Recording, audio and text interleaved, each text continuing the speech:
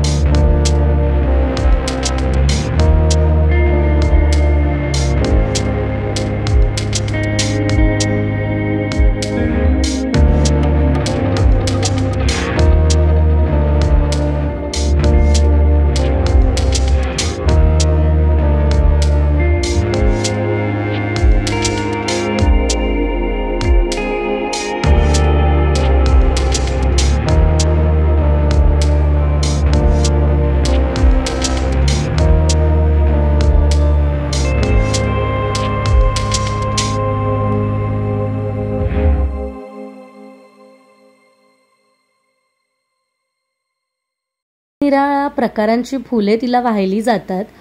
तर आम्हाला दर्शन घेता आलं नाही, पण इथे पाणी तुम्ही पुन्हा पाहू शकता केवढं आहे।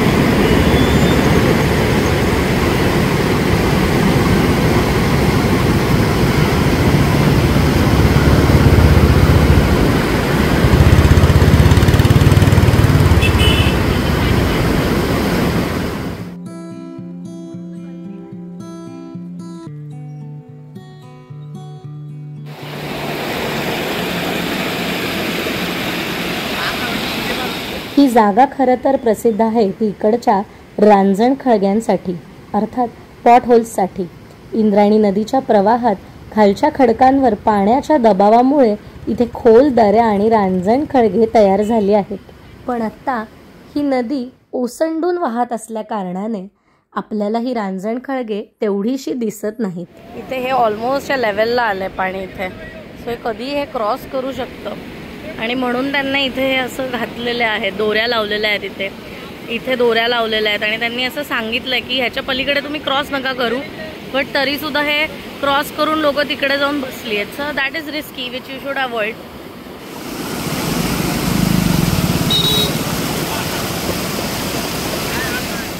एवढं सुंदर वातावरण, हलका हलका पाऊस, त्यामुळे आमची पावलं वळली ती चहाच्या शोधात. आणि इथे ना खूप जे दगड आहेत खोलगट, तिथे त्याचा अंदाज घेण्यासाठी म्हणून सुमुगनी छत्री आणली आहे, म्हणजे ती छत्री टेकवत तुम्ही जाऊ शकता. इथून इकडे काही रेस्टॉरंट्स आहेत तर तिथे आपण जातोय. आपण आलोय ह्या साईडनी, असे येऊन देवळाकडनं आपण इथे जातोय आता. आणि इथे काही हॉटेल्स आहेत, तिथे आपण चहा वगैरे काय मिळतंय का बघू. आणि मागे काही महिन्यांपूर्वी आम्ही इथे आलेलो तेव्हा हे चालू होतं, पण आज मात्र हे बंद दिसतंय. आणि इकडचा निसर्ग म्हणाल तर अतिशय सुंदर आहे आणि हा अनुभवण्यासाठी तुम्ही इथे आलं पाहिजे. अर्थात जे काही गव्हर्नमेंटने नॉर्म्स टाकले ते सगळं तुम्ही सांभाळलं पाहिजे. उगाचच विनाकारण त्या पाण्यात जाणं, मुद्दाम तिथे जाऊन बसणं, त्या तटबंदीच्या इथे बसणं किंवा त्या दगडांवर बसणं, which is definitely not recommended. But let the nature take its course, let the water flow as it wants to. तुम्ही मध्ये येऊ नका फक्त, त्याच्या एवढंच आहे. आणि इथे आत्ता बघू शकता हा व्ह्यू आहे. इथे आम्ही जिथे खायला आलो आहे तिथून हा व्ह्यू आहे, ओव्हरलुकिंग द एंटायर इंद्रायणी नदी. आणि इथे प्रत्येक ठिकाणी गव्हर्नमेंटने बॅनर्स लावलेले आहेत. इथे तळेगाव, MIDC सगळीकडे हे बॅनर्स लागलेले आहेत जिथे तुम्हाला धोक्याचा इशारा दिलेला आहे. ह्या सगळ्या वॉर्निंग्सना तुम्ही सांभाळून इथे मजा करा. आम्ही आत्ता इथे आलो आहे खायला. जागा आहे ती, ब्युटिफुल प्लेस इट इज. आतमध्ये इंडोर सिटिंग पण आहे, पण आम्ही बाहेर बसलो आहे. इथे आता गरम गरम वडापाव आणि चहा आलेला आहे. आणि मीनवाईल इथे कांदा भजी बनलेली आहे. छान आहे, एकदम गरम आहे. आणि ह्या अशा वातावरणात ते खाण्याची मजा वेगळी आहे. थँक्यू. वड्याची साईज जरा लहान आहे, पण वड्यामध्ये प्रॉपर वाटण घातलेलं आहे, त्यामुळे टेस्ट खूप छान आहे वड्याची. आणि साईज जरी छोटी असली तरी आम्ही एक एक कांदा भजी त्याच्यामध्ये घालून खातोय, त्यामुळे मस्त क्रिस्पी टेस्टी लागतो तो वडापाव.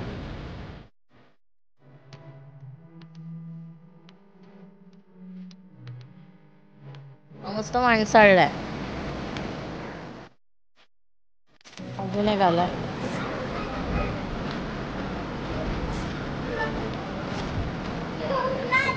बाउंड्रीज दिल्या टाकून, इथे बाउंड्रीज इथे आखून दिल्यात तरी लोक इथे जाऊन बसत आहेत. आता लोकांच्या जीवाचं टेन्शन पण पोलिसांनी घ्यायचं. आता या महिला पोलीस आलेल्या आहेत आणि त्या विसल करून सगळ्यांना उठवत आहेत तिथून. म्हणजे काय, तर लोकांच्या जीवाचं सुद्धा यांनी जबाबदारी घ्यायची आहे, ज्याला त्याला आपली अक्कल नाही आहे. आणि एवढ्या शिट्ट्या वाजवून सुद्धा हे लोक बिलकुल उठत नाहीत, हलत नाहीत. फोटो आणि रील्स काढण्यात इथे व्यस्त आहेत लोक. आणि कुंडदेवी मातेच्या समोरच इथे एक शिवलिंग आहे आणि तिथे घंटा तुम्ही पाहताय.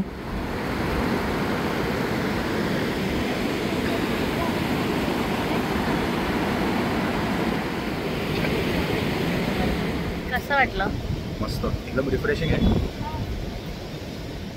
वीकेंड नाही आहे पण तरी आत्ता गर्दी एवढी आहे की समोरनं मागनं गाड्या आल्यानंतर ब्रिज ब्लॉक झाला आहे.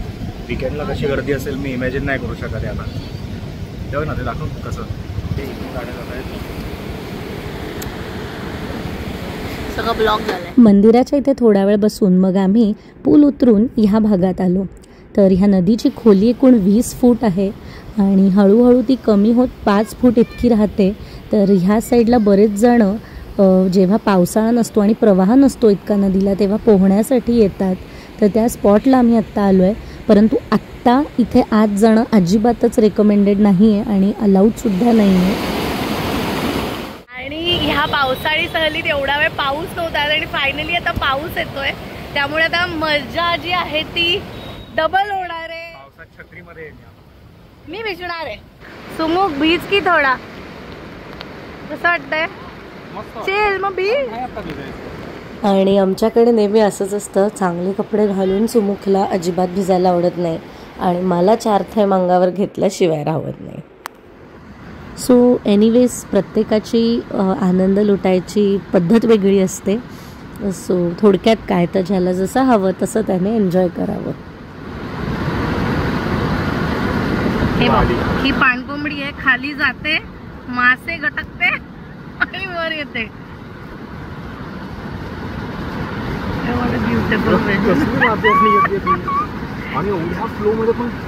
बघ ना यार, एवढी हलकीशी नाजूकशी. माणसं वाहून जातात पण ती पाणकोंबडी एवढीची ना, बरोबर त्याच स्पॉटला वर आली. She is able to go against the flow of water.